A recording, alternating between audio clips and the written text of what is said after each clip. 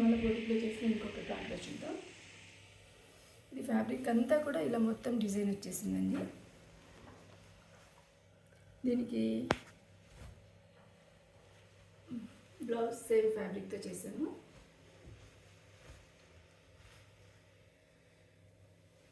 Body పార్ట్కి వచ్చేసి plain తీసుకున్నాము. కింద మనకి లెహంగాలో ఏదైతే డిజైన్ వచ్చిందో అదే డిజైన్ని మనం కింద యోక్ పార్ట్కి జాయిన్ చేసాము.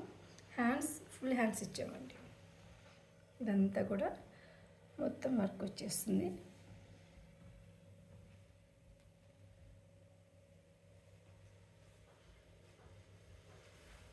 Back part